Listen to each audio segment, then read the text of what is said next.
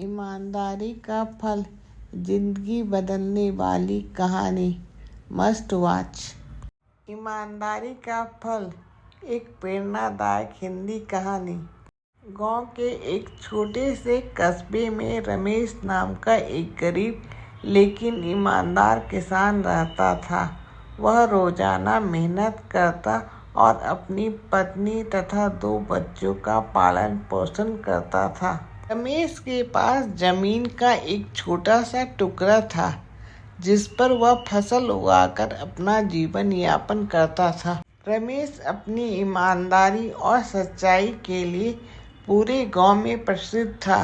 वह कभी भी किसी का हक नहीं छीनता था और न ही किसी के साथ छल कपट करता था।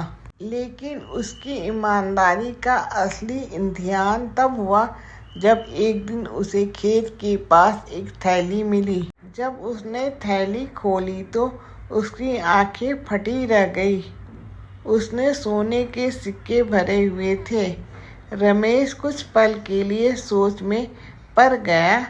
यह धन उसका नहीं था, लेकिन इससे वह अपने परिवार की गरीबी दूर कर सकता था। परंतु अगले ही क्षण उसकी अंतर्यात्मा ने उसे झकझोर दिया। यह धन मेरा नहीं है। यदि मैं इसे रख लूं तो यह चोरी होगी और ना मैं अपनी ईमानदारी खो दूंगा। रमेश ने निश्चय किया कि वह इस थैली को उसके असली मालिक तक पहुंचाएगा।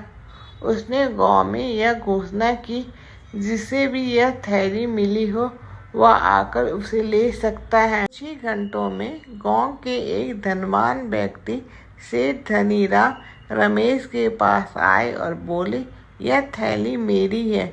सुबह यह गिर गई थी और मैं बहुत परेशान था। रमेश ने विनम्रता से कहा, यदि यह आपकी थैली है तो इसमें कितने सिक्के हैं? सेठ धनीराम ने सही संख्या बताई, जिससे रमेश को यकीन हो गया कि यह उन्हीं की थैली है।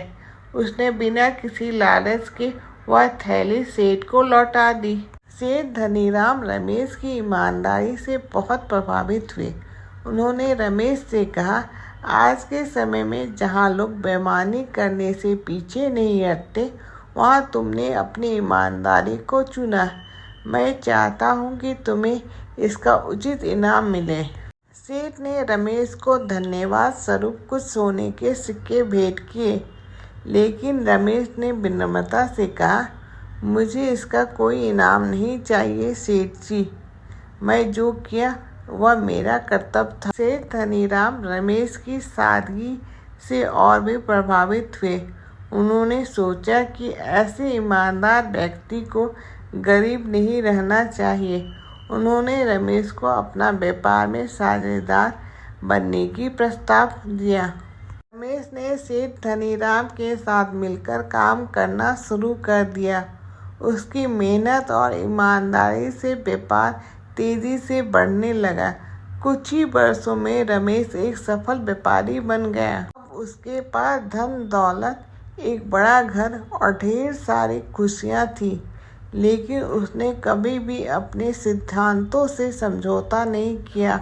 वह हमेशा जरूरतमंदों की मदद करता था और गांव के लोगों को ईमानदारी और सच्चाई का महत्व समझाता। इस कहानी से हमें यह सीख मिलती है कि ईमानदारी का फल हमेशा मीठा होता है। शुरू में हमें कठिनाई का सामना करना पड़ सकता है, लेकिन यदि हम सच्चाई और ईमानदारी के रास्ते पर चलते रहे तो सफलता और सम्मान अवश्य मिले।